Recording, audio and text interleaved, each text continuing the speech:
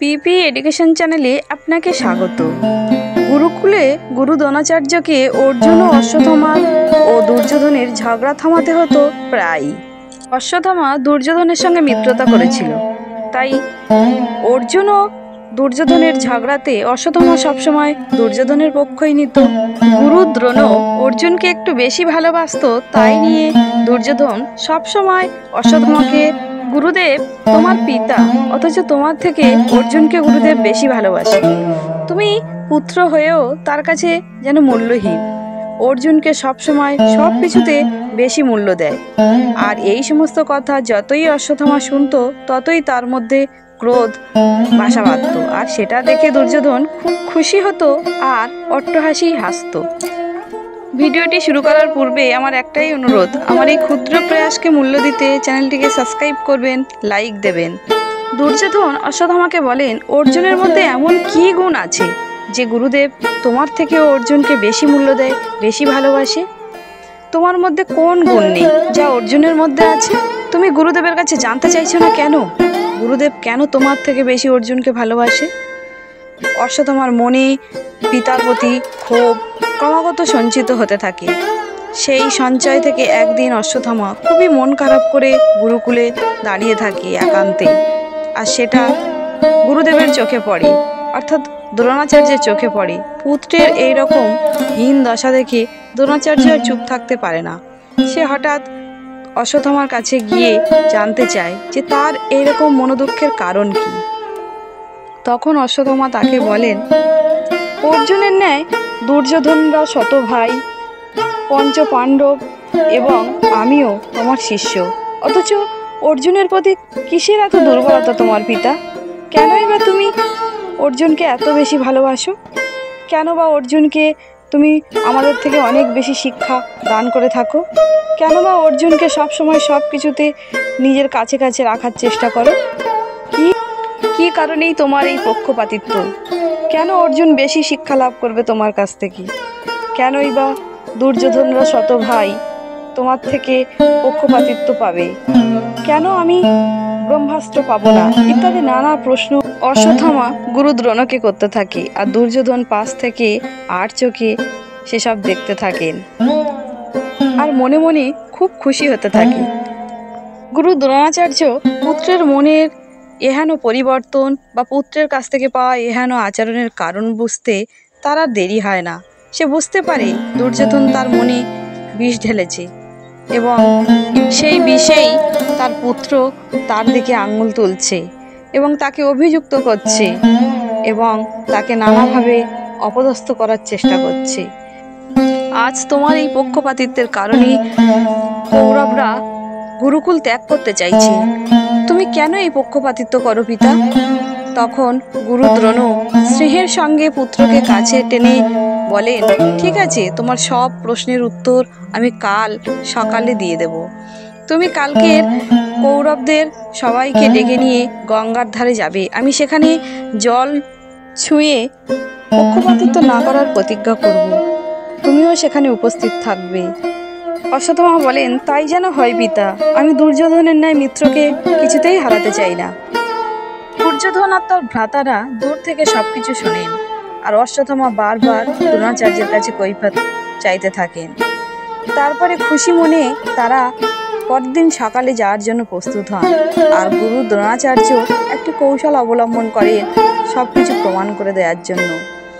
কিন্তু কি প্রমাণ করতে চাইছেন এবং বারবার অশ্বত্থামাকে বোঝাতে চাইছেন যে কাল সকালেই প্রমাণ হয়ে যাবে আমি কেন অর্জুনকে সব থেকে বেশি ভালোবাসি। আর অর্জুন তোমাদের সবার থেকে একটু অন্যরকম, সেটা বোঝার চেষ্টা করো এবং কাল সকালে সেটা আমি তোমাদের বুঝিয়ে দেব। আশা করছি দিতে পারবো। এই বলে গুরু দ্রোণ সেখান থেকে চলে যায়। আর অশ্বত্থামা মনে মনে খুশি হয় যে দুর্যোধনের ন্যায় মিত্রকে তাকে আর হারাতে হবে না। পরদিন পুরো রাজকুমাররা, পাণ্ডবরা এবং অশ্বত্থামা সবাই আসে গঙ্গার তীরে এবং সেখানে হঠাৎ দেখছে দূরে একটা কুমির। আর গঙ্গার জলে গুরু দ্রোণাচার্য নেমেছেন কারোর প্রতি পক্ষপাতিত্ব করবেন না এই প্রতিজ্ঞা করার জন্য। হঠাৎ দূর থেকে সবাই দেখছে যে একটি কুমির এগিয়ে আসছে গুরু দ্রোণের দিকে।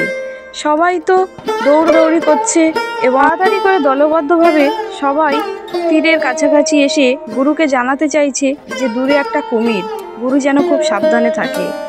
এবং গুরু দ্রোণাচার্যও লক্ষ্য করলেন সবাই গঙ্গার তীরে উপস্থিত।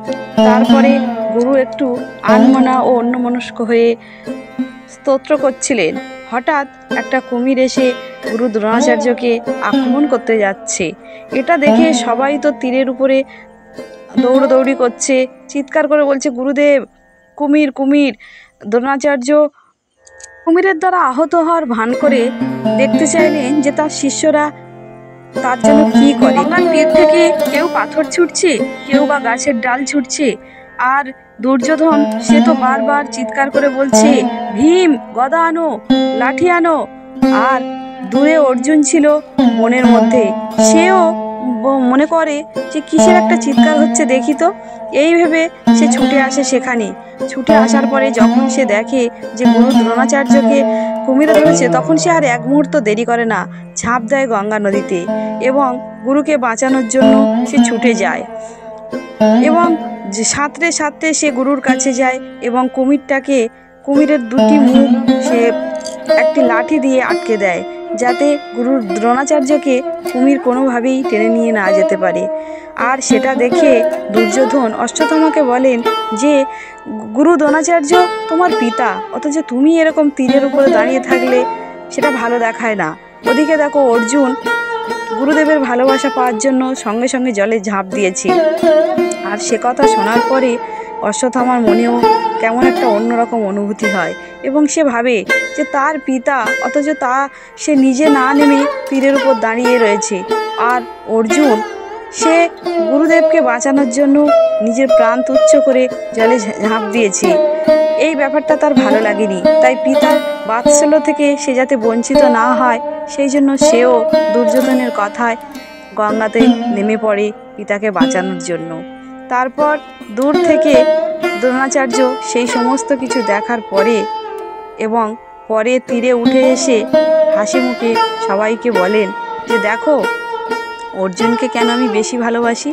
তার গুরুভক্তি, তার মনোযোগ, তার শ্রদ্ধা আমাকে মুগ্ধ করে, তাই অর্জুনকে আমি তোমাদের সবার থেকে একটু বেশি ভালোবাসি। এতে তোমরা হিংসা করো বৃথাই। আর অশ্বত্থামা, তুমি তো আমার পুত্র, কই তুমি তো আমাকে কুমিরে আক্রমণ করছে দেখে সঙ্গে সঙ্গে বাঁচাতে আসনি, কিন্তু অর্জুনকে দেখেছো, ও এক মুহূর্ত অপেক্ষা না করেও আমার জন্য ঝাঁপিয়ে পড়েছে নদীতে এবং কুমিরের সাথে লড়াইও করেছে। তাহলে বলো, আমি কি অর্জুনকে একটু বেশি ভালোবেসে একটু বেশি শিক্ষা দিয়ে ভুল করছি? আর তোমাদের কাছে এটাকে পক্ষপাতিত্ব মনে হয়? অর্জুনের মতো গুরুভক্তি তোমাদের মধ্যে থাকলেও আমি তোমাদেরকেও সমানভাবে ভালোবাসবো এবং সমান শিক্ষা দেব। এই বলে গুরু দ্রোণ সেখান থেকে চলে যায়। আর দুর্যোধন তার মনের ঈর্ষা হিংসায় অর্জুনকে যেন সহ্য করতেই পারে না। ভিডিওটি এখানেই সমাপ্ত।